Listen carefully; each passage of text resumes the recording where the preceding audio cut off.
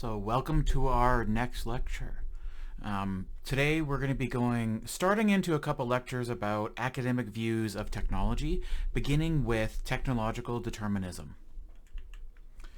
So thinking about technology, the point of this course and the interaction between society, and what have we covered so far? Well, we've looked at things like the data, information, knowledge, and wisdom model and epistemology as kind of a step into how are we as individuals gaining knowledge and our understanding of the world and questioning what is common sense and how do we learn it. We've talked about what is technology and information technology. And we've also gone over some kind of very stereotypical views or viewpoints on technology and a basic history of computers. So what's next? Well, I want to go into some academic views of the overall effects of technology on society and society on technology. To see this different discourse of analyzing ourselves as individuals and our requirements on tools and really what's shaping us. Is it purely only us and tools are nothing? They're just there. Is it only the tools driving huge changes in society that we see and why people invest such importance into their lives around it and even their status? Or is it some kind of coevolution between the two where one may play a role of society more in the design of some technology, but then certain technologies that come out that have certain viewpoints imbued within them change other things throughout society? So that's the point of these lectures that we're starting into. So we'll be concentrating on two kind of opposing academic views of technology, and this is technological determinism, sometimes abbreviated as TD, and also the social construction of technology, sometimes abbreviated as SCOT. And realize I'm saying these are opposed, but really we're dealing with trying to understand what's been changing over time, what is our understanding, what is our wisdom and knowledge as we experience the world in new ways. And so a lot of times you see these things blended back and forth. Some people argue that certain things like technological determinism is completely outdated, but forego other impacts that it may have on some level of not pure technological determinism defining things, but that it has impacts on our society. So the next couple lectures are going to concentrate on these two topics. And so there is a spectrum of ways to view technology from strong determinism to social constructivism. And so that is that technological, very strong technological deterministic kind of view to a very strong social constructivism that's only through social interactions that everything comes through, and objects and technology don't play a role with that. It's only people and the spectrums. And both ends of the spectrum are correct to a certain extent, but neither is an entirely satisfying way to view technology that when we see it. But it's still useful to see that here and have discourse and give names to these actual concepts so that maybe you can see how it has played a role, these internalized views that we're just giving names to here have played a role in the decisions of other people, other countries, companies, and maybe inside yourself as well. That things that you hold so strongly to, maybe you realize where on this spectrum you kind of lie. So this video here, specifically material, will concentrate on technological determinism, and future ones will go into the social construction of technology.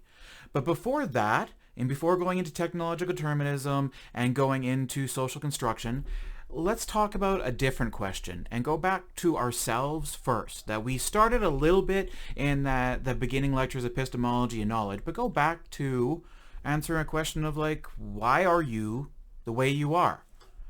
Which is the whole thing, why are you the way you are? And we probably all have a lot of personal understandings and our personal anecdotes of, well, I'm this way due to these experiences and really that's it. But sometimes we have to go back to that kind of immigrant perspective, even on ourselves, and question is it really as simple as just the experiences that I had? Are there any unknown, unintended consequences to things that I've had access to that other people haven't had access to that shape my life? What does technology mean to me at a young age and family and area, and even how it was adopted and accepted within the culture and community of people around me? What is your culture now, even when it extends beyond just geographical location and historical location to being globally with other people you connect to at different points in time? And really, like, why are you the way you are? And this is a wider range than, again, another entire course could be developed just around this concept. But why I want to bring this up now is just kind of get you thinking about this question. Like, why are you the way you are?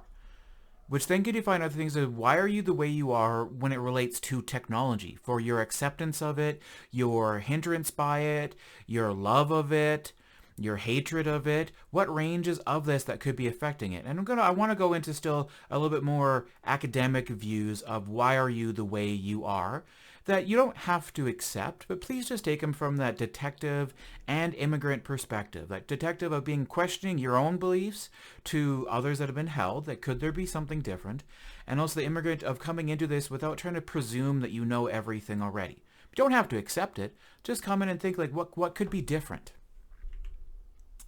So one idea that comes, if you look further back and into the idea of like, why are we the way we are? And we're looking back into academic views and sociological, psychological kind of analysis of this.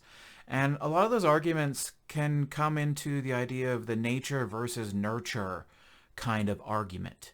Of every person in this world has their own distinctive personality and behavior. Like we have that, and we presume that as our individual, our autonomy, and that we want to be an individual person. Why our names can mean so much to us as an individual, that we are something as an entity, and not just wholly attached to the whole. Which we know as part of that identity can also tie into being attached to a specific cultural group or group that we're associated with that gives us part of our identity.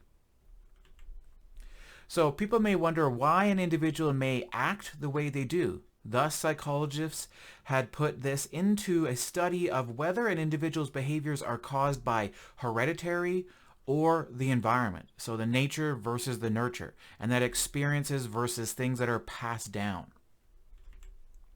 So this study again is known as the nature versus nurture debate, and really which is that strength from there. And it again, doesn't mean this answers everything, but for some people just trying to understand why are people the way that we are and how can we work them and understand that people are so different when we step out into different cases. And being different doesn't mean we have to divide each other. Like I don't see differences when I see between people as what beginning point of why that divides me from someone else, but being that these are just differences, I can accept that not everyone has to be like me. So the nature versus nurture debate is one of the most enduring in the field of psychology. How far are humans' behaviors, ideas, and feelings innate, so just within us, come passed down through genetics or anything through else, and hereditary, and how far are they all learned by our experiences that we actually have? So these issues are at the center of the ongoing nature versus nurture debate or controversy, if we even need to think about that's how we come to where we are. So going back historically, and right now I know just due to my background, these are going to be more European kind of people that I'm bringing forwards, because I don't have enough experience with like other academics in this case. But beware, just because I'm presenting these aren't the only views that come within this. There's a wider range culturally that I haven't had enough background research into yet that I would like to bring into the course itself. And please feel free to share those with me if you have other sources to this idea of nature versus nurture coming from other cultural and community backgrounds, and I'd be more than happy to adapt and modify this material in the future. So going back to one example of an individual, and realizing this earlier on, this is Rene Descartes, and if you've ever dealt with Cartesian math systems and other stuff, then you have something in relation to Rene Descartes. And also even hearing the statement, I think, therefore I am, and mechanical kind of universe. So with Rene Descartes is that in the 17th century, the French philosopher Rene Descartes set out views which held that we all, as individual human beings, process certain inborn ideas that underpin our approach to the world. So nature, they are in us from the very beginning. And so they're in us from that one side. We get these that are underpinned, they come from us from right here, from that side, versus other philosophers like Thomas Hobbes and John Locke. And so these are two British philosophers.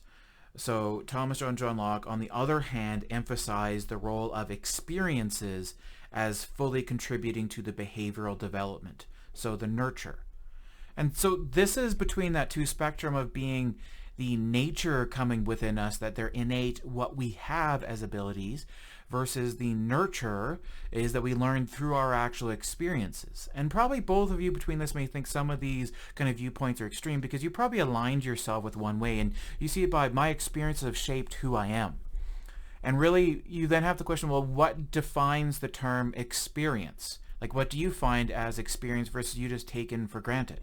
Like your experiences with certain tools and how they were designed by other people you don't know, and those people had certain desires and beliefs and everything else that were pressuring into the design of what you were using as an object or an idea or a way of doing things, like the education system, language, written word, anything else here, calendar, time. All of that, those experiences that you take implicitly as being like, well, that's just an object within my nature, and not realizing how does that actually affect me. And so this idea of what's just purely within the nature versus what's coming into us through experiences and questioning what those experiences are. And if this is how we're sensing the world, this is what becomes our knowledge of how we understand the world and the people around us, that information that we gather, that context we give to it, the knowledge we come from here, and then the wisdom that we have over time that we just presume is perfectly okay. And where we are today as people, if you had those same experiences as someone back in the time, like if you were back in a different time, would you be the same person? And how have things shifted and changed over time? So the history of the nature versus nurture debate started off with like famous philosophers like John Locke and like Jean-Jacques Rousseau, and this is being more between English, French, and this cultural stuff coming up there as well. But the debate between what's the importance of it, because some people say like, what's the point? It's not important for society, but if we're making for society to try to understand people and what's the best thing to do for people, and if we're trying to educate them, what is a way to educate people in understanding them? Like, is it through the experiences that we give them? Is it knowledge that's handed down? Is it something else between the nature and the environment that we actually set up that people live in that's going to affect people? So from John Locke's perspective, and this would be like kind of viewpoint of tabula rasa, being blank slate, that John Locke believed that human behavior is solely influenced by nurture. By this, he meant that humans were born with an empty brain, and we learned and developed through the experiences we had in life. So we have no things that have come into us from genetic and learning and behavior at all. It's only coming from that term that he calls tabula rasa, being that Latin term, being like born a blank slate, that you're born blank, and it's through just your experiences that you individually have that then define where you came from, which then also means that you can influence people through those experiences, and that teaching should be through those experiences, and this experiences is what creates who we are now and how other people can be created. So in contrast to this, Jean-Jacques Rousseau suggested that human development was due to an individual's genetic factors, which means that human trait and behavior is more or less developing the moment of birth. So who we are is from moment of birth, and heritage and genetics and pre-family history became an important part of this.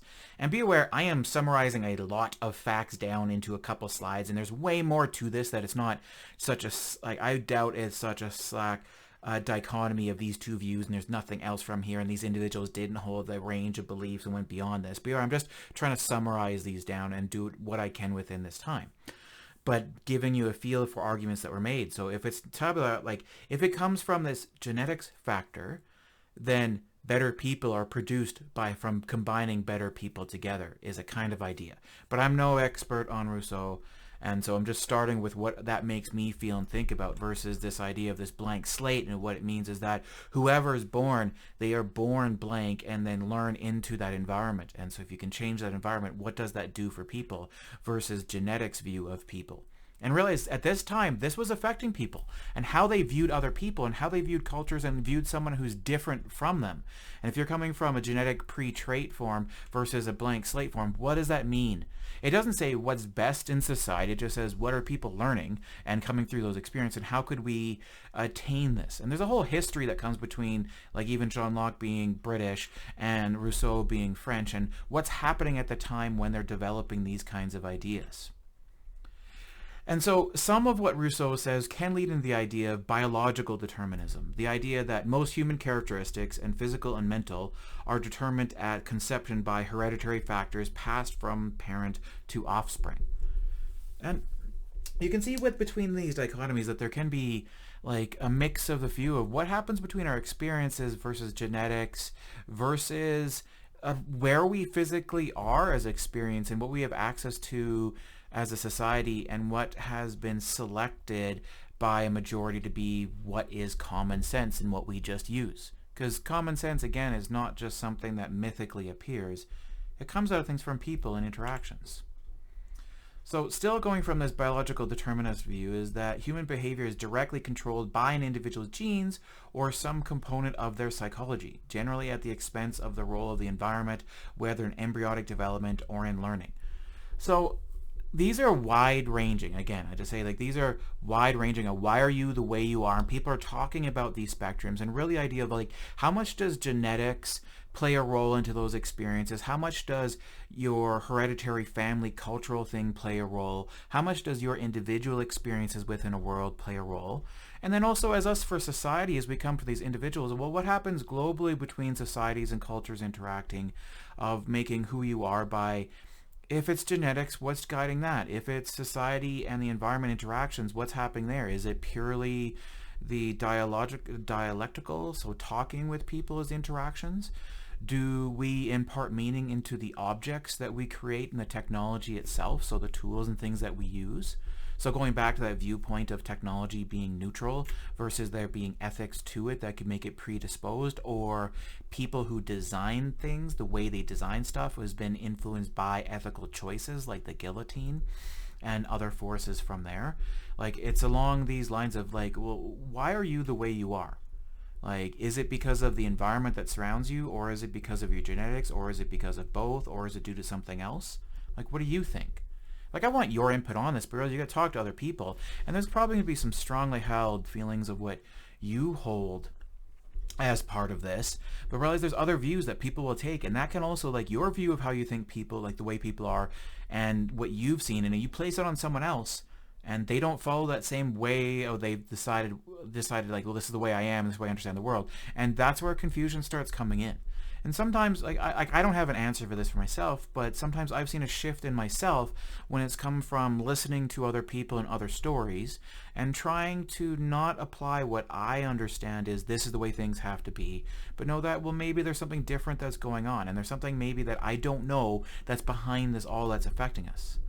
And we as people who are working with technology or creating technology have to understand that we are influencing and influenced by these actual systems. And I would argue that even in the objects that we create, even the digital objects that don't seem tangible, physical, is that we, in our creation, design, and our acceptance of that creation and our acceptance of the use of these things and the direction what moves us forward as society or shifts and changes has been influenced by these previous things of the nature and environment that we've been a part of. And just because someone may not understand it just because people don't choose what you do doesn't mean what you do is wrong and their choice is wrong.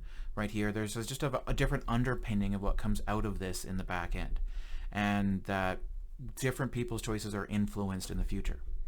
And so with technology, like some people may not accept everything new from technology, and that may not come from a case of them not understanding it.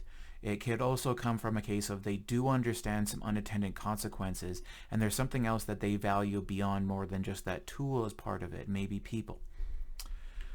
So, like, another question that comes up next to this is going beyond, like, who are you and the way you are, is also a question that comes up in this week's readings with these lecture notes that Defoe of on technological determinism is, who, if anyone, controls technological change?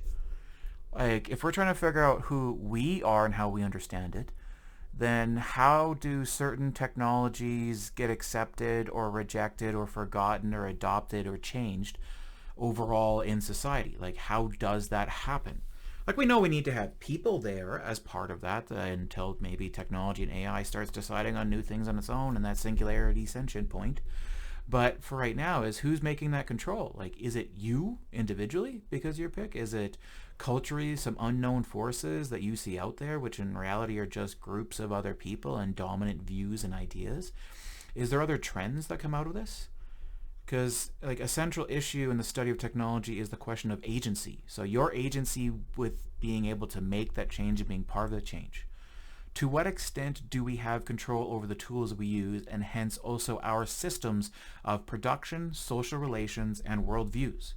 To what extent are technologies thrust upon us by controlling elites, by path-dependent decisions from the past, or by some internal technological logic? Like, when does this come out? Like the computers that we have now and what's being used now, how did it control to this point that this is what we have to use? How does that play a role in our education now? How does it play a role in our social relations with other people between the dominance and that choice? Is it purely only these individual social groups? Is there something else that's coming out of this? Is it larger worldviews of extensive certain worldviews that people held that say this is what should be producing us forwards and this is what we invest in our tools? So where do those changes come from? And are they always intentional? Like, we always think we're progressing forwards, but were there unintended consequences that came out of that technology? So this going back to those first 4 viewpoints on technology of ethics and like, is it a tool neutral, and is it always progressive being the newest thing? And like, what are we doing with all of this, and which agency do we have within this if we're trying to understand ourselves at all and who we are and how we make changes, and who, if anyone, controls technological change? And is it only one side? So we're going back to more of that spectrum right now to give a dichotomy just to allow us to talk, but realize it's going to be more complex than that. It's going to be probably parts from each that come out of this and probably more aligned, and people will align in different ways. But it's nice to give these first terms and just be able to view this kind of spectrum. And so that's why we're going to step into that now in this first set of notes with technological determinism, of seeing one side of answering that question of who makes those changes, and then talk where that starts blending about, well, what could change versus other evidence that we've seen, and have this kind of dialogue around it and getting into the social construction of technology. So here again, I'm just going to concentrate for the rest of this material and video on technological determinism, and next time I will go into the academic views of technology, concentrating on the social construction of technology. So definitions. If we're going into a Western science kind of world and having to give names that we can talk about stuff in definitions and separate things, what is technological determinism? So technological determinism is a theory that a society's technology determines its cultural values, social structure, and history. That sounds weird, and you're probably disagreeing with this from your experience of it. Rather, like, I will say this is a view that a lot of people have held throughout history, and even within yourself, that some spectrum of this may actually define you, because what are your cultural values and how is that determined by the physical technology you prefer to use and you see as your tool that becomes part of your values and part of your social structure versus other people who may not view it that way. So again, technological determinism is from the theory that social technology determines the technology that the culture has kind of plays a bigger role into the cultural values and social structure and its history. And be aware, this definition of technological determinism was going to be referred to as hard technological determinism. There is going to be later on, we talk about soft technological determinism, where maybe it plays a role within defining things, but not such a hard line that this is the main thing that comes out of everything. So according to this theory, social progress follows an inevitable course that is driven by technological innovation. New technology will drive us further. And we still see that in play today. And I will argue this, when people look into the idea of cryptocurrencies and NFTs and metaverse and everything else like that, is that these are new innovations that are changing and driving stuff in society. And this is why I'm investing my time within it, because it will change something for me in society. Either the power dynamics, is it economical, is it control and agency with any of this, is that these are driving changes on where we are right now. This is like the area where like that innovation of the new thing, innovation, making new things will drive us forward and hold us to where we are and what we have access to, and exclusionary type of things. So technological determinism presumes that a society's technology drives the developments of its social structure and cultural values. and playing a role in us. And so I'm going to go into just some examples to give you a flavor and feel for this. There's a lot more material you can go beyond for this, what we can just do in a couple lectures or in a couple hours. But just seeing the effects of like, well, why would people come to this conclusion that technology has such a huge driving factor on what we do as a society and changing our cultural values? And so again, it's the hard technological determinism. And I don't want to throw out everything. People could disagree that it's only the technology part of this. And you may just align, please, at least a little bit more with the soft technological determinism. But take a look at these examples and how people have talked and reflect on things yourself of like, well, really, if we're talking about our experiences and we're talking about answering the question of how are we the way we are, and we're dealing with experiences, we have to understand where those experiences are coming from and what we just take for granted during what's around us now versus later on. So one quick example is think about the automobile and city layouts and designs and how you interact and move around within a city. So how has the innovation and adoption of the automobile changed the design of cities from what they were before to what they are now? As populations grow and one form of technology for moving around that becomes dominantly accepted of being automobiles, how are cities designed? And this is coming into play now when we're seeing a transition for some people going to more hybrid and electric vehicles, is that the automobile is coming from this gas combustion kind of engine, and what that required for a design of a city and access to energy and where you got from that energy of being gas stations and how far cars could go in that access, to what does it mean now with electrical vehicles, which is still an automobile moving around, but what now has to be presumed for the design of a city to have an infrastructure that allows for higher demand of electricity use at all and charging these vehicles and having access to it. How do we lay out our cities for our building and how we live from getting point A to point B, and what becomes the dominant thing that describes how things are actually designed? So why do we have the roads that we have now? And how has it come to play a role of how is certain parts of the city that are older defined by what was used then versus how does that integrate with new areas of the city that are being designed? And for me, I don't know anyone else who's watching this video that's not in one of my courses, but be aware, I teach at a university in Calgary, Canada, Alberta. And so I want to take like a local view of bringing an example of like how has our city changed over time, and even viewing maps. So we see two sides of looking at downtown Calgary here, probably where you can start recognizing certain areas of the actual city, and we can see the Bow River, we can see downtown, the main railway line. But you realize, like, what defines the role of that design of technology that's still there that we are using, even if it's on locomotion design of the actual city over time? Like, what defines everything else? Like, we're defined by rivers that we can't move or we're trying not to, that define location of how certain things are designed and what we value within those locations. But even look quickly here, from even previous times to what is still today, is you can see the railway systems for moving actual products and that dominance. And how does that define stuff of like, you had the downtown core. Like, why are these railway systems going through the downtown core? If a lot of business and everything else is going on in downtown and products were being brought there at that time, well, then you need these rail systems to actually bring it in, since they were the dominant form of moving massive amounts of actual materials before the actual automobile. These were the large vehicles. And so the design of the railway system being core to that, and it's still used today, so the systems have to be designed around it.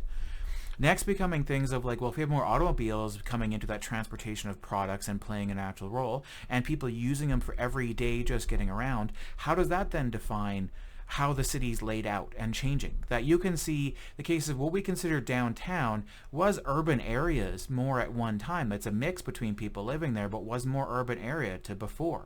And how does that define just that technology making those changes and how we define around that? If we want to take a little bit deeper overall, and I won't go into this forever, just while doing a little bit of research for these slides, I came across City of Calgary maps that give historical views that you can go and see how have roads and the automobiles, because that defines how our city looks. And I just want to step away from my notes for a bit and go to that link and take a look. Like, this is our city. This is where we are. Here is everything removed but just our actual road maps, and realize like, the design of the city and getting around, almost looking at like a vascular system, is, the predominant way of getting around in Calgary is automobiles. We have transit systems that are use the same kind of roads as other automobiles, but also designed here, but it's predominantly designed around automobiles.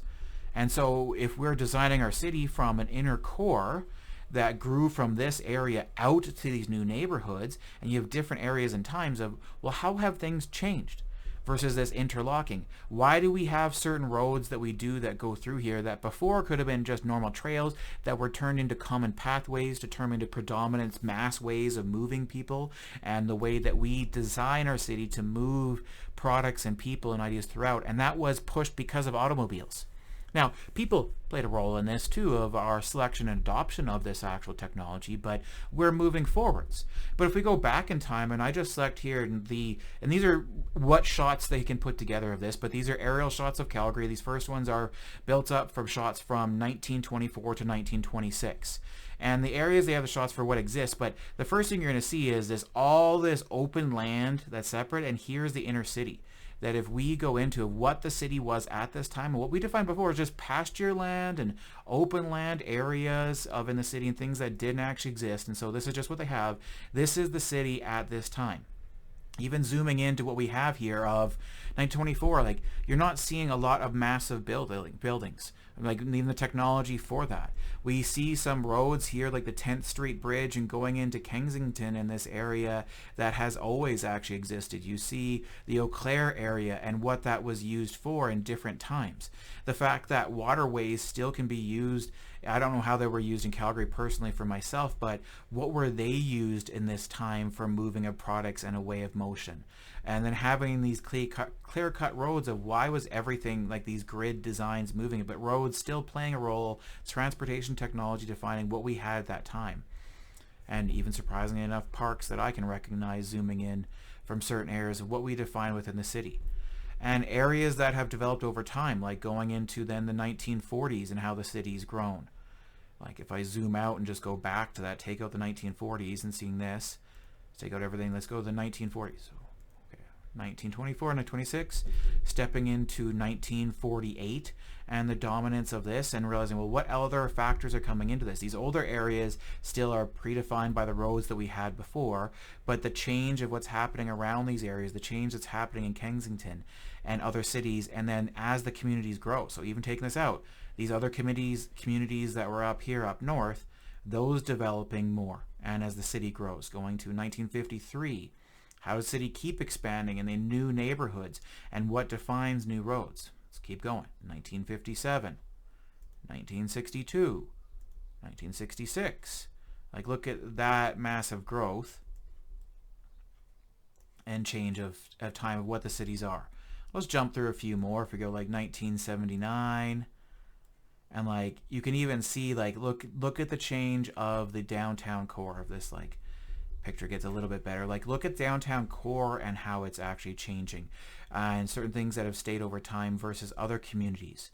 What does it mean when we go to newer communities and how they were designed? Now that you have other areas being developed up here, like the actual airport, and then communities that buffer around that we know Saddletown and other areas are up here, up to the north, northwest, like Hawkwood and Tuscany and other areas being developed.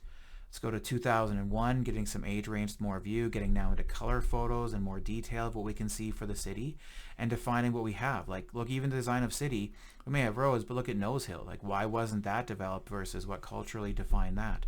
How do we get the different designs? Like, look at these designs of cities that we're coming out to now and what's changing over time for the design of vehicles of other areas. I know this is like Tuscany and other areas. So like, look at the roads of flowing, how the houses are going, how the roads are moving. And these are new developments. And this is 2001 kind of era versus going back to the older core of how things are designed here, of the straight grids and what was predefined for vehicles, movement, and everything else, and even ideas for technology. And so what is that changing us? How does it change even just looking at our own city and that design of the city where you can still see the grids, then you start going to other areas and things start shifting. Why do we have those designs versus let's go as early as we can up here, 2021, more modern. It's 2022 right now. These are the most newest forms of what we see of this design of the city and newer areas as the city grows versus having to go around older infrastructure and what does that actually create and where we are, and even to ourselves. I know down here in this area is Mount Royal University. Not as clear a shot here right now for some reason. But going into the, let me see if I can spot Mount Royal really quickly. And I can, because the building's right here. There we go. Of Mount Royal at that time. And I know I'm spending a lot of time on this, but I also find this kind of stuff interesting. And now I'm questioning myself if I'm actually viewing Mount Royal properly. Nope, yeah, I can see the pond. I can see the lake. There's EA, EA, there's there's the Riddell Library, Concert, EC, EA, EB, Lincoln Park, and the parking lot where we are. And how is this defined? Like, even where we are. I'm also curious, because like 2021, let's go back. You can just speed ahead of all of this if you would like. See, there we go. That's something I thought was interesting for what was used for land. I know you can speed past all this video. This is purely going into this and how technology and stuff has changed this in dominance, but also like understanding the land of where we are, of understanding, well, this is Mount Royal, this is the school we go to, this is the class that this is for, and look what we have here. Like, this is 1924, 1926, and realize this is within, like, we're in 2022 now. This is 100 years. This is 100 years ago of open land to ranching land to farmland. I don't even know what family would have owned this land, and I would be curious to know that. But just stepping into 1948, what you're seeing here is military. These are air landing strips of where we are, and this is within the city. The design from right here going down into the land where we are from Mount Royal used to be military landing strips. And what keeps changing, you can see as we get to some newer photos, it's still that same. You can still even see the actual planes right here. But earlier times that you're thinking of, like 1948 is the World Wars and other wartime and development, and even Calgary, and the fact that we had Curry Barracks and everything else around here.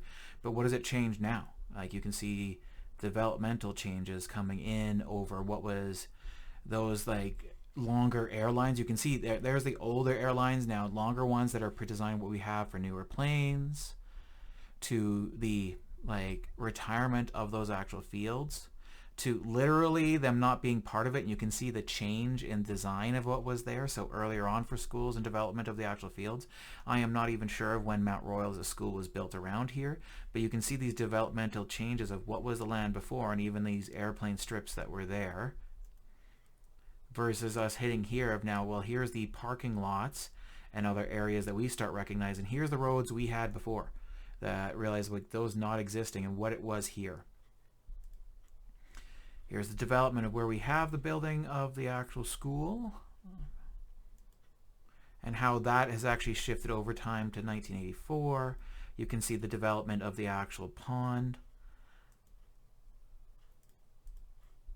to 95, 2010, getting closer to the area that we know, but realize how this has changed, but also technology itself and what's come out of this. So I'm going to stop this now because you can keep going further on, but our history, but realize what technology has had an effect. So, and thinking about technology as a whole, what is that actually doing? So let's bring up back to the slide. So going back to what technology and effect has it had? So we're going to go back to another academic and thinker, but more from our own Canadian history, of Marshall Mcluhan. So 1911 to 1980. Marshall Mcluhan was a Canadian professor of English literature who burst into the world prominence as a media guru in the 1960s. And realize around here, when we're talking about media and the change in technology in the 60s, is that going from radio to television and other formats of this, and what people were trying to engage and understand the world, and viewing technology and taking this from a systemic view. And Mcluhan popularized the idea that our technologies have a profound effect upon our lives, culture, and history. And so lying into this idea of where the idea of technological determinism was given a name to, because it's existed, is from right here, and we see this as this part, and people making the choice of the inevitable progress of things. So as a fun, good video introduction before I talk about it more, I want to have, you found this video which I think summarizes what he says nicely.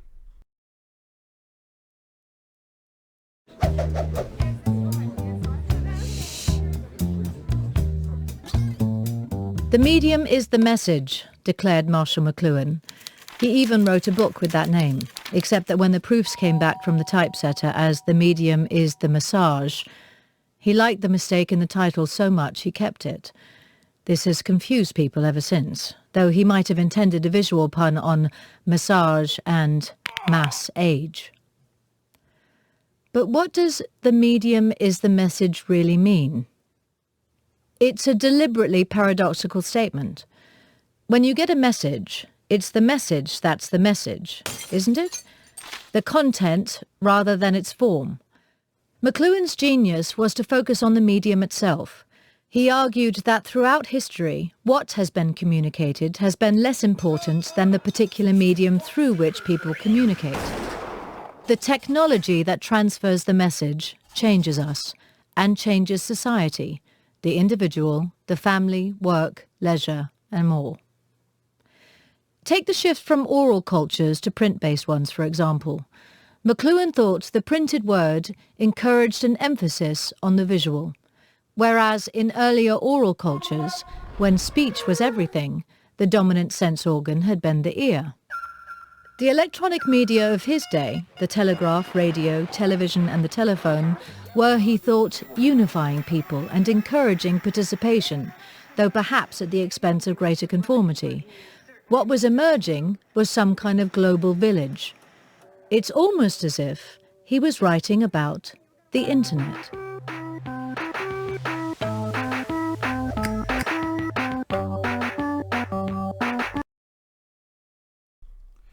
So here you also give an idea of why I wanted to bring in Mcluhan into this discussion of technological determinism. I'm not saying that he purely espousas just to that idea, but it's more we're seeing an individual who's living in that time that we viewed between that mechanical devices to electrical mechanical to purely electronic, and how the communication medium and stuff is starting to change. That he had to shift what was dominant before to later on.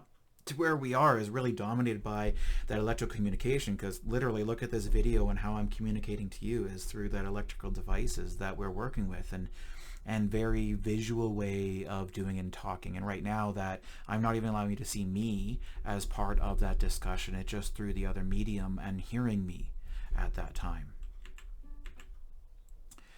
So the medium is the message, and why I want to bring this in is countering the commonly accepted attitude that the content of a message is more important than its form.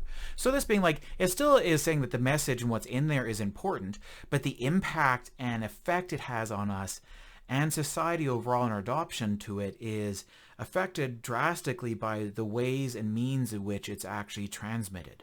The spoken oral world from an individual versus the written word versus pictorially, what does that mean that we're seeing it? And even within time. Because if we're in a purely oral culture, then you have to be here with me at that time, seeing me, being with me in a place and time to experience that. And the only way it's transmitted is through memorization and sharing through over time. Whereas written is you're using less of audio but visual senses coming out of this, and the time you don't have to be with me here now to actually to see that message. And how does that affect people just to read versus seeing, versus now having telecommunication that is instantaneous, and what we expect to have instantaneous, and hearing someone's voice, how they talk affects it, and the message right here. So Mcluhan pointed out that the means of communication itself creates an impact regardless of what is being said. So even if it's nonsensical, anything else you're seeing, the way and medium you're doing and what's being used has an impact on people. And I will argue that makes sense today. And like now with everything we've dealt with over the last couple of years and these pre-recorded lectures, people are presuming for education that I must have this. And then when and what happens for education can be so compartmentalized and experienced at a later time. And I'll leave that open now to say good or bad about that, because I sure miss being in front of people to have these dialogues as part of it. And get engaging with that, but at least this also allows flexibility that people can engage and balance something at a better time, different people that learn at different cases. But regardless of what we're doing, the means of communicating has an impact on people, the time it takes and the instantaneous nature. So he claimed, for example, that a story has different meanings depending upon whether it is related orally, written in a book, acted out on the stage, heard on radio, presented on film, viewed on television, or depicted in a comic book. Each of these media has its own inherent bias in language, or, to put the principle into its now popular form, the medium is the message. And so this saying that the medium and all these things is technology. It's not just those electronic physical devices. It's the way that we do stuff is also technology. And so the way that these things are actually transmitted in the physical medium itself will have an impact on people and how it's actually engaged, impact on us. Our understanding of who we are, if our nature, if our experiences are defining who we are, then the objects and things that we have around us also are affecting us. And in different people in different ways will then interpret that same object in that. And so what you presume for looking at something may not be the same that someone else presumes from this. And I'm not saying it's not physical reality that we both look and we see something that's a ball. We'll both see that it's a ball. We'll both see that it's a book. But what that book may mean to you is something different to someone else. That may mean nothing to you at all. That could mean a treasured gift from someone. That could mean a treasured childhood memory that you have. That could mean an open new future that you never had before. These are the things that I mean about when we're talking about different. The medium that it comes to you, being written, being a book, being on stage and with people, and even this education of what does it mean the medium that's coming to you can have an effect on you overall for making your actual decisions. So Mcluhan's first major work, called the Gutenberg Galaxy, dealt with the effect of literacy on history.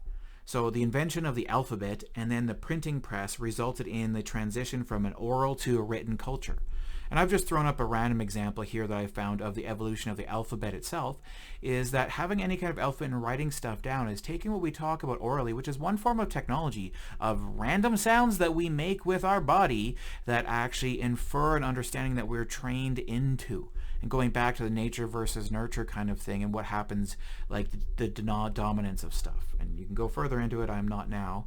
But what does it mean that when we translation from orally telling stuff and then the people who remembered and who said those words versus the actual written going down versus then the press and who had access to this actual knowledge and written culture? And so the shift in between. And realize different cultures at different times may have gone through levels of oral and written, and still right now may presume that oral is more predominant over others versus others had access to it. And where do we get today if we're dealing with English and we have our English alphabet? And where was it developed from previous societies before this? And how did we get to this? So as like for Mcluhan, as the eye became the principal organ for making as the eye became the principal organ for taking in information, linear patterns and repeatable forms began to dominate our thinking and behavior. So if we're looking at our experiences, is that if we're switching from the senses of using our eyes more of this learning versus the listening, versus if it's other senses, how does that change how we know stuff? If this we go back to, and I just talk about is if we're accepting the DIKW model of that data, information, knowledge, wisdom, if our first senses are predominantly by the eye, and then that's what we're looking for, how does that change how we gather knowledge and what we know as knowledge and information and what gathers our wisdom as being the importance? And where do we seek out those forms? Like if we're going for an oral culture, it's going to be tied to people. I want to go to people to get that. That's how I do it. Versus if it's a visual written is, well, books. Books can be that format that I will go, that written word, that material, the physical stuff. Do other senses come into a play to this? And how are they affected when one sense is predominantly exiles someone else who doesn't have that same ability to experience things, people who are blind and can't see? How does that affect then how you gather and what becomes predominance? But it has an effect on making our decisions of where we go in the future. If you're going to learn, where do you go? You as students now. What are you predominant senses? If we even argue that maybe we're getting digital senses for people who are so ingrained in technology in a digital world, that metaverse, what if it's for you that for you a digital world plays more of a role versus someone else who's living with you at the same time? And so for you, the sources where you go for knowledge can be different. Do you go to the teacher? Do you go to YouTube videos of specific people? Do you go to recorded material? Do you go to books? And how does that define what you see as knowledge and information? And then what comes to you through those sources and those senses? And how does that shape who you are and how you came to this point and what then drives you? And then isn't it arguing that if you have this kind of digital senses that become so important to you, isn't the technology the thing that's changing you? Isn't technological determinism playing some kind of role within your actual life to define you? Question to answer yourself. So in Mcluhan's second major study, Understanding Media, Mcluhan pointed out how electronic communication was again changing the way we perceive ourselves and our world. So going from an oral to a written to this electronic communication that we're now so ingrained in this course and a lot of people, and not everyone has the same levels, but how does that affect us in our culture and changing our world views of how we interact and what is then expected? So technologies such as the telephone, radio, and television were shrinking distances and accelerating communication and giving us a world far different from which previous generations experienced. It's not just who did I travel and get to see with the vehicle allowing me to go further, but now I can stay where I am and engage in such a wider range of this, for both good and bad and a mixed range of actual experiences where we're going to. But how is it changing us? And that, yes, we may be part of this choice by going from here, but it is affecting us. All of you here now who are younger than me that are growing up where the internet was a public thing always there, how has the internet personally affected you and your experiences? And that's going to be different for someone else and their world, but it's having a role, which then has a role when people have access to it or not. And I'm not saying that the new technology is going to be the best thing that's going to drive us forward and this is where we're at. It's just that affects why someone could be different is an argument from here. And it's having an effect on our social, cultural values that we go on, anything that we do. Like, how do we engage with stuff publicly, and what's just presumed nowadays with Twitter and other sources and social media playing a role versus a backlash in the view of what is media and this exchange and what is global media versus local and what becomes dominant from there. So for Mcluhan, we shape our tools, he said, and then our tools shape us. That we're still playing a role, but they will shape us. And this is getting into that line of being the technological determinism, maybe more in what's going to be called soft technological determinism. Like, we make our tools, we shape it, but then there's unattended things of how it's going to shape us and future generations as well. So technology, according to Mcluhan, is an extension of our own natural facilities. And you expect, it's us as individuals stepping out that we're not alone, there's other people, there's a world that we can then interact with and other objects and entities, and then our way to change what we're doing with it. And communication and language is part of that. And the other tools that we actually use in extension. So these become extensions from ourselves that we then use, and it starts becoming separation from the self to later on. And we saw that a little bit with the computer history that I was trying to bring forwards of humans being the computers and using tools, but then those tools shaping how we did work to those tools shaping even more of how we do the work and what role we have within that, being a system, let alone another object. So for Mcluhan, just as a knife is an extension of the hand and the wheel is an extension of the leg, writing is an extension of speech and of memory. In this general metaphor, automobiles become extensions of our personal bodies, and the city an extension of our collective skin, of us together and what we are within this time. And so what predominates that growth? And electrical communication is an extension of our nervous system, just as computers are an extension of our brains and understanding. Once extended, however, these technologies are amputated. They exist as an external and independent objects, though we remain dependent upon them. So we did our thinking, we use the computers, but what do we need computers now in this connection, and what is our dominance and importance? Right now with this education, what people are learning, how much does technology really play a role that you presume, the way you live your life, the way you're able to decide when you learn, what you have access to, the way you solve and do work, and the way you interact with people, how much does technology play a role in that? How much does technology play a role if people are going to cryptocurrencies and NFTs and beyond this, that technology is defined to this point of the idea of even currency is technology, to electrical communications and this becoming separated. So we've created these tools, we are interacting with them, they've been amputated, become separate from us, and they exist external, and they exist as these other objects that we have now created, these ideas we created that are then affecting us back. Of unattended things and views of what we've had within our society moving forward. That some people love it, some people hate it, but we've come to this point. Now, stepping away from just the Marshall Mcluhan and going into more of an economics view of this and how technological determinism being driven by a pathway of economics can drive it forwards and separate from the people, is we get an example of Thorstein Veblen. Bringing in. So he's an American economist and sociologist, and he was famous as a witty critic of capitalism. Verblum is famous also for the idea of conspicuous consumption. So for Verbalin as a society from here, and remember, consumption, products, technology, money, and idea, like these are all technologies. These are all ideas of how we deal with stuff, society, and objects that we interact with. And for him, the basis on which, like, this is what he was viewing, this is being a criticism of society at this time.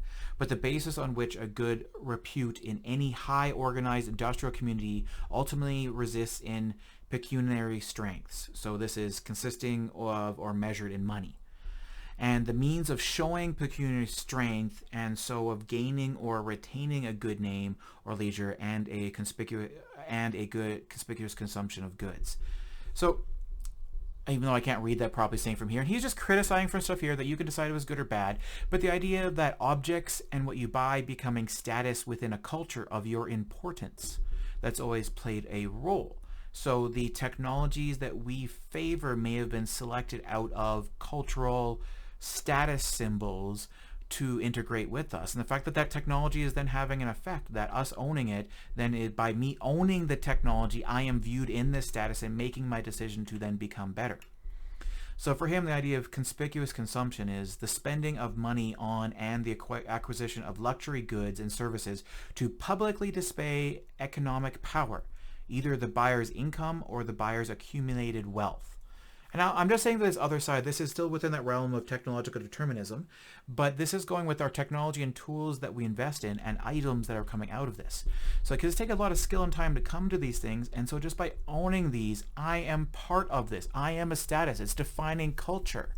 The tools that then we have created to become separate from us then become the tools of status that then start differentiating and limiting what we have. Why can certain things like brands like Supreme be bought up? There's still people in the roles, but the fact that that technology is having such an effect, how did it spread that that was even the thing that became most important from here? And arguing that the effect that technology has on all parts of our actual society. So sociologically, to the conspicuous consumer, such a public display of discretionary economic power is a means either of attaining or maintaining a given social status. So consumption is regarded to foster economic benefits by some accounts. So progress further, the devices you have. Why do luxury watches then become that defining point that I have to wear something that is a $1 million to $3 million watch on my wrist? What does that say? That there is technologies within even this watch that are amazing when it becomes from gears and coming to this time, but then becoming just literally a status symbol to what we have.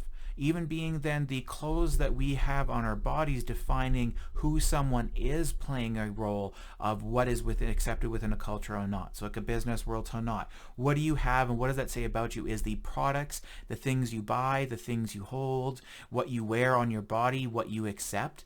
And if we're trying to say then that technology doesn't affect us, this is technology. Like this watch is technology, but the fact that it's tied to that actual idea of status then becomes out of that technology is changing us. Maybe again, not as the hard technological determinism, but at some point in time it is, that these are status symbols. If I want to be part of that group, I will take up those status symbols to be part of that. And I may differentiate myself from other groups who don't have that. I may even implicitly, internally just have bias against other groups just to things that I don't realize because of like the way they dress, what they hold, what they do, and what they see as value. And that technology is playing a role. So going further into this, and where you can see the buildings of where communism could have come out later on, and arguing this is good or bad about that. There are massive issues with it overall.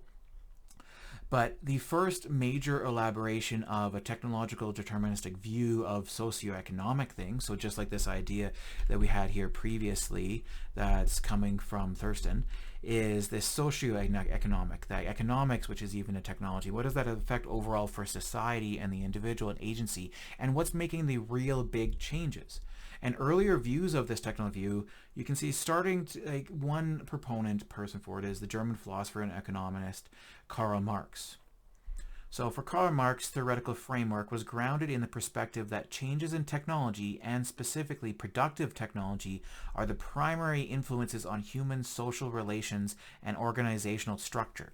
So who is the workers? Who are the people who are above? Who defines what role is the working to the not working? And what's important within a society, and that kind of dominance, which we still see today, of jobs defining people, who you are doing that. Education being dominant by actual jobs, and that's all that there should be, and that's just common sense because that's all there has ever been, right? But either way, but I'm not saying right or wrong from there. You can make your adjustments, but it's still taking that detective thing of questioning what your own values are to see, is that always what has to be? But go on, I'm not here to define how you're supposed to think. This is just think about this, go forward in the future and be yourself and take whatever side from there. And so yeah, the social relationships and practical ultimately revolve around the technological and economic base of a given society. So a society itself being defined by the technology that's been accepted and what drives it forwards. So an example for Karl Marx is the windmill gives you a society with a feudal lord, the steam mill a society with the industrial capitalist. And these are overlapping. Realize of what era was he growing up to other society was seen here. And unfortunately this division between people and technology and what defines groups of society, which we may say is gone today, but I really doubt that. Just look at anything where you go in products and how people are and what defines who you are, where it's getting ingrained to us, that's defining stuff not just as a society but as a cultural groups, what becomes the most important thing. So technology drives social structure and cultural changes that come out of here. So this is the hard line again, technological deterministic view. So most interpretations of technological determinism share two general ideas: that the development of technology itself follows a predictable, traceable path largely beyond cultural or political influences; that technology in turn has effects on societies that are inherent rather than socially conditioned or produced because of the society's organizing itself to support and further develop a technology once it has been introduced. What we're seeing here between these 2 points is that last thing I was saying is talking when we get into the social construction of technology, which is another part of the spectrum, that it's purely just the social side, versus what is the dualistic kind of softer nature of technological determinism, of the effect that technology is having on us and our experiences, that you may think it doesn't, but I say, like I would argue it does, just due to what even you presume within your group that you grew up and how you became yourself. But this is where shifting ideas change for us as humans over time. So technology develops separately from society. Technology has inherent effects on society, always the same no matter where it's introduced. Technology is inevitable, and social progress is driven by technological progress. And now you're seeing some stuff here where this is where that hard technological determinism doesn't really fit to answer every question from here, but it's little parts like technology doesn't just develop separately from society unless we get to where technology becomes sentient, it becomes its own thing, and that's a whole different question from here. But technology developing separately, well, no, it's part of society has done it. And Mcluhan argued that, like, we create these tools, but then they are amputated and become separately from our individual self, and then become a new thing that has unintended consequences and interpretations and can change over time and have effect of us in society. So technology has an inherent effect on society. I say that's true. And so, but what's not true is always the same no matter where it is introduced. This is an issue with hard technological determinism, is that it's the technology always has the effect. So you introduce that same technology, it's going to have that same effect. But between different cultures, that isn't always true. But some people believe just introduce that technology, it will solve things. But it hasn't always happened that way if you look back in history. And so there has to be something else that's going on. Technology is always inevitable. This is a view that some people still hold today. A lot of you that are in the computer field, and that's your dominant thing you're going to do in the future, like, you're going into this because you believe in that field. Even you look in industry. They say this is dominant, you must do this. Education must be around this. The importance of people who do this must be here. And then disregarding other fields that have a massive beneficial impact on society because it doesn't tie just to a socioeconomical background. Like, I have issues with that, and it negates some important part of our society and human beyond just get up, do work, go to bed, die. So social progress is driven by technological progress. Some people could say, and it's arguing what forms of technology then become the key parts of that. Is it just this electrical communication, computer world that dominate the social progress, and that's important? Or do we expand our view of technology to be language, and even just changing language itself being a new way for society to actually progress and what we use with it? So technology determinism is a very compelling theory. So often seems to be true, often employed in science fiction and by other futurists who predict the future. But how well does it explain our world? So issues, like does the invention of an important technology force an inevitable cause massive change in society? I'll let you think about that. One thing causes massive social change. Is this true? Or is there something else going on? There is impact over time. We can't argue that the internet and computers haven't had a massive impact on what we're doing, but there's other factors that can come into play of people and how they were used and how they were viewed before to how they're viewed now. When one looks closely, one often sees supposed transformative technologies not having the expected transformations on society that we were seeing. We see technologies that were ignored / replaced, etc., whose impact happened much later. So they could have been replaced, but later on new things came back and had a bigger importance. How have video streaming services nowadays for access to education and knowledge played an actual role? Other examples, things like the printing press. So in Gutenberg, it was actually like earlier versions of this came from the 9th century in Islamic world and had little effect then versus what we see now. And so it's not, again, that hero myth of development coming out and this just became a society, the press came, then we changed overall.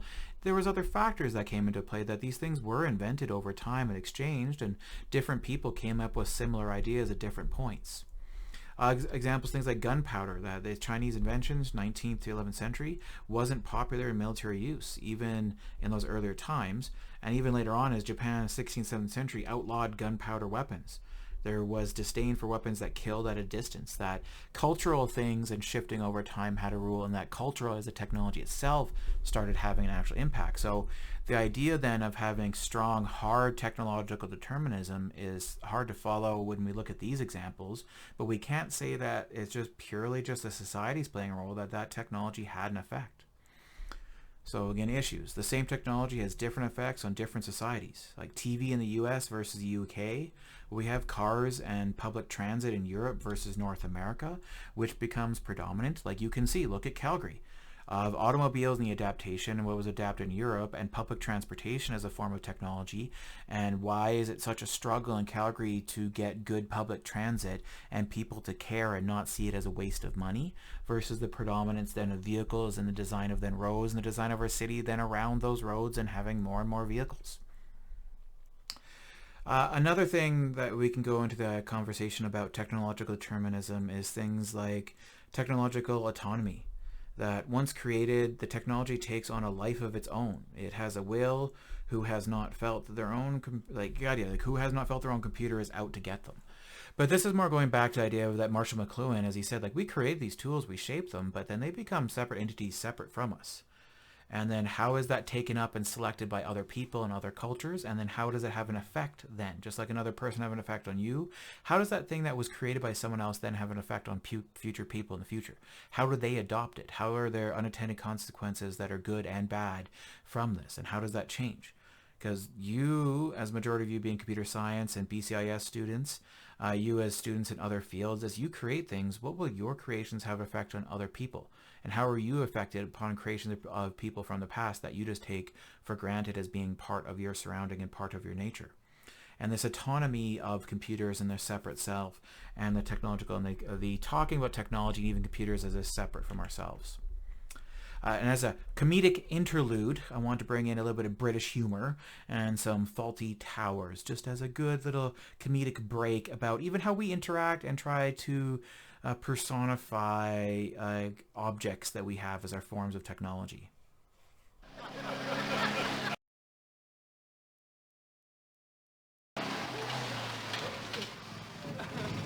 Come! Oh!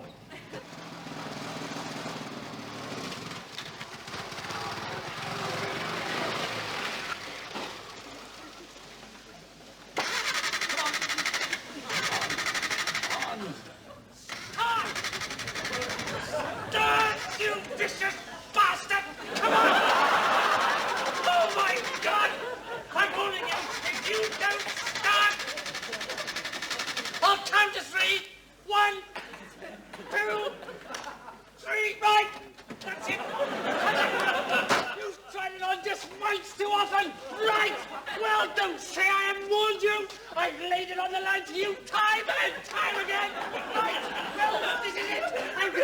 a damn good thrashing!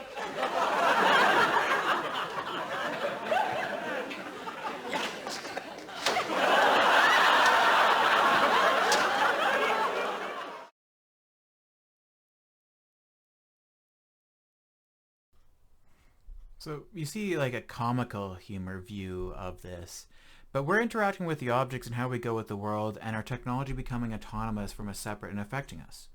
Because even how do we interact with people, if it's in person in other ways, has actually changed, and what we view as that society was brought to us. Like, we're interacting, we're communicating, but we're communicating through our computers, through our electronic devices now, a lot of us. And that's being filtered through there, and how we interact changes. And this can be good or bad. I'm not going to go down that route from here, but still arguing for the fact that technology has effect on us for society. And you as technology students that are either consuming it or using and creating new ones from right here will have effect on other people, and how you design and what you make into your products and what you say with those things has an actual effect, and you are affected in it. You could be creating a neutral tool, but you are not neutral. You are built up from your experiences and what you came to, and that influences the decisions that you make into next and how you interact, and then what you predominantly do. I would say broaden your spectrum of what you go to, an understanding of people, and just try to make the world a better place. Okay, let's continue on with the lecture. I'm not trying to go ethical things. So the whole trend in technology has been to devise machines that are less and less under direct control, and more seem to have the beginnings of a will of their own. A chipped pebble is almost part of a hand it never leaves. A thrown spear declares a sort of independence the moment it releases from that person. And this is a quote from Isaac Asimov back in 1981. And continuing on from that, he says, the clear progression away from direct and immediate control made it possible for human beings, even in primitive times, to slide forward into extrapolation and to picture devices with less controllable, still more independent, and even independent than anything of which they had direct experiences. And we're getting to that way with technology even more nowadays when we look into deep learning and AI, and how is that having an effect on us that we may say it's not, but then other people are making choices of algorithms and programs that then do things like scheduling your classes, controlling the lights in a city, helping out with automatic design of things, and even the design of these slides, because I don't always do the nice layout of these slides. I am using a design tool as part of PowerPoint that gives me suggestions, and it's influencing then how I present stuff.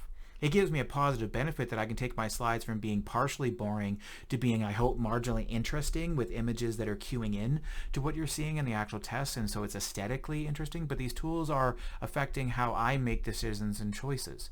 Same as you, of what tools you use to communicate and who does and doesn't have access to that, and doesn't make that part of their general life, and that's going to change us overall. And people who push for certain things that, hey, you should be using this tool, you're aligning yourself with partially a technological deterministic kind of view that for you to do something, the tool and this technology is the best thing to adapt. The newest is always the best. And there are not other ways to favor stuff, and especially in electrical, technological kind of computer world.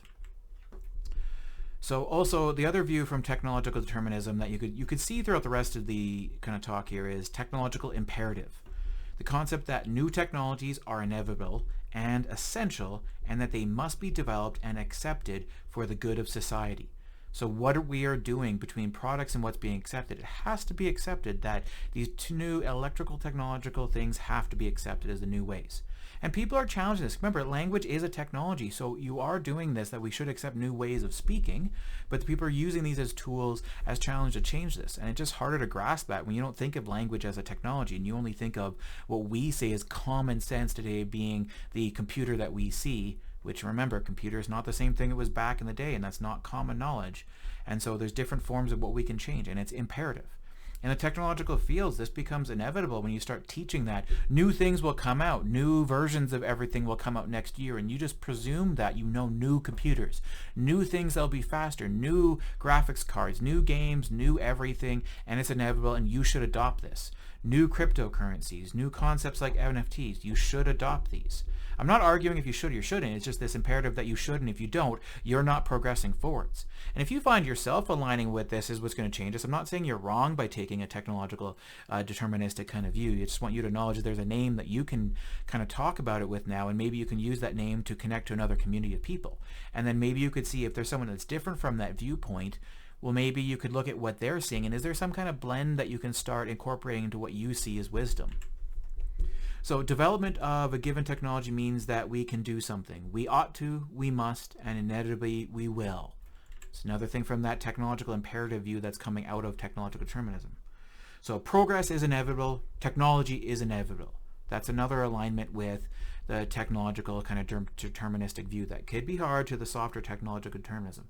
That this progress has always got to be here, and we've always got to invest into it as a society and move forwards. The newest thing is always the best thing. The newest technology is always this best. And it has helped us progress from right here, but how does that affect us overall between the rest of these kind of actual viewpoints? So, due to the lack of historical evidence for technological determinism, some theorists have argued for a more nuanced version of technology. And I've pulled this graph from like this week's reading that we have on technological determinism of that fully kind of side of radical social constructivism and construction of where it's purely within the people themselves in society versus hard technological determinism where it's only the tools that are separated versus these in-between views that you get the soft technological determinism spectrum and mild social constructivism and this realm in between here of societies and technology co-evolving. And some people may find themselves more than they realize more on this side of technological determinism versus more over here purely the people side and seeing these differences between the two. And I'm not saying again which one's ever good or bad, is that I'm probably just like most of me, I'm kind of like a centralist, is that I would say, yeah, technology does have effect us on society. It can be good or bad, and we need to invest in sometimes, but sometimes we need to invest in the actual people, but also realize that there's other forms of what is electrical technology and not just make presumptions that what we see as people is the language we use is still more on the central side is a technology and has an effect, and then where we pick these came out of the society, not purely just the technology, and this inevitable role that we have within both.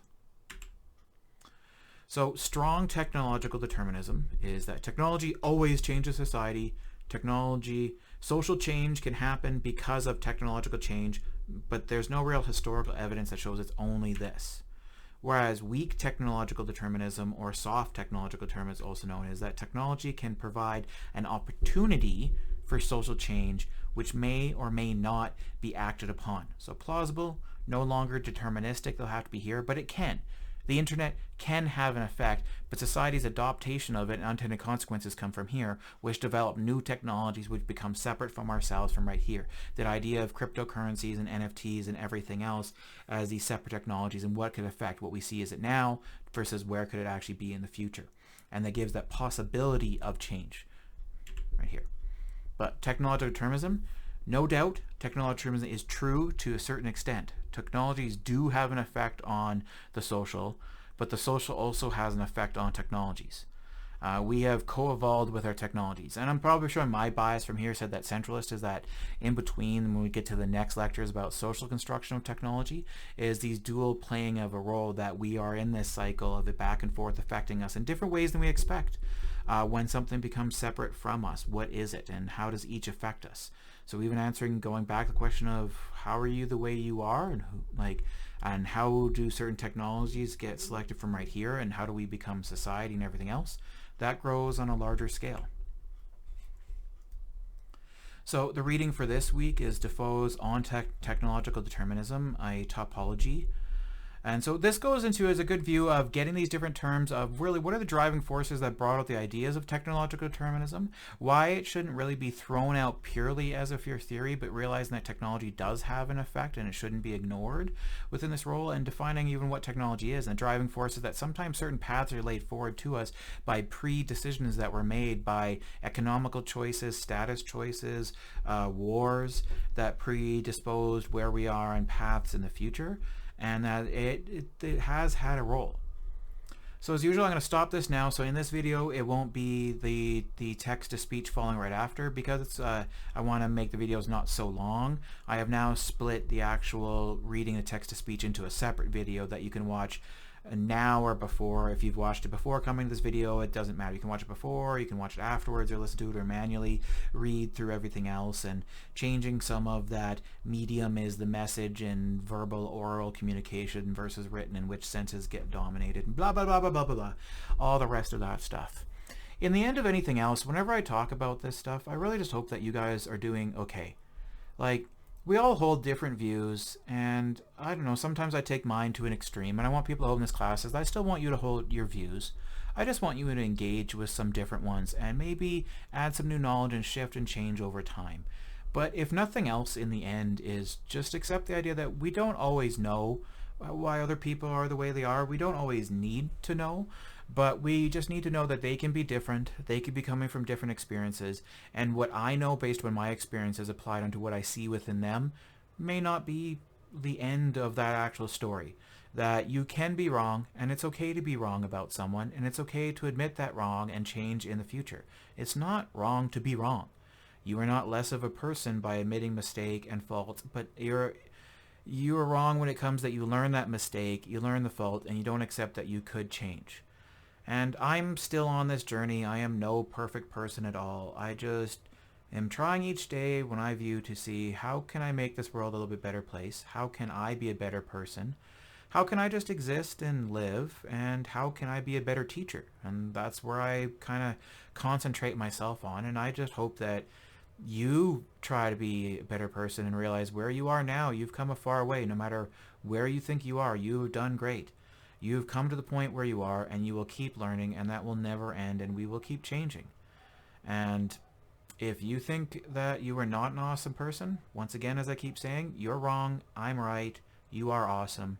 Go and have a good day and continue on learning and adding new things into your world of knowledge and adding to the discussions around things.